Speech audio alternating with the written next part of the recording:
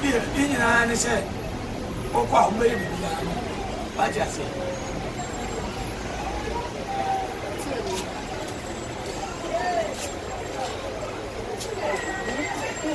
Hey, hello. I'm not the one now who fell. Why you want? Now, hey, over here. Hey,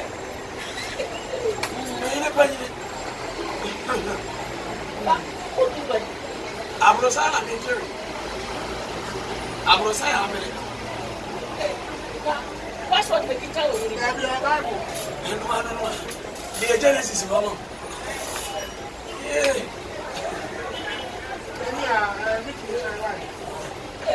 I know what happened. Why are you last time?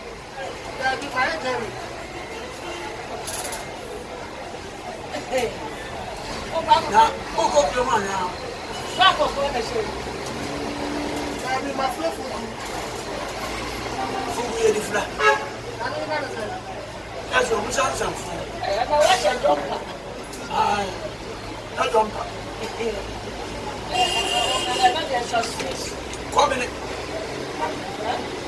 Come in. You're quiet. I am some food. One cousin, I will suffer. And I want to. That's it. That's a gallery. That's a tea, not gallery. Who the gallery to go? Why just? I am sure we got able to answer. I'm just so far, but I'm so far to an idiot. Why is that fast house? I said duplicate. And that's why I said again. I'm a community. Pancake in the bowl. If the reason I can't say, I'm in bed. Oh, what the guy? I'll see yourself.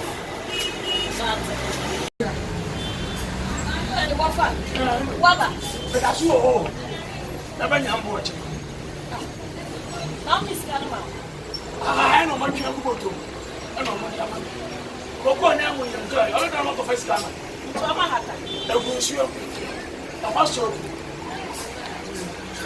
Don't so poor man. I'm bet you are. I'm betting you know. I'm betting you are a father. I walk fast. And I was a child. Robert. Also, Papa. Also, Musafu.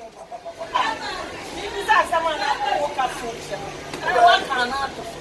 Women, we've been son of the artist. Also, so good. 1 + 1 is got to do. Musafu, enough for us. That's it.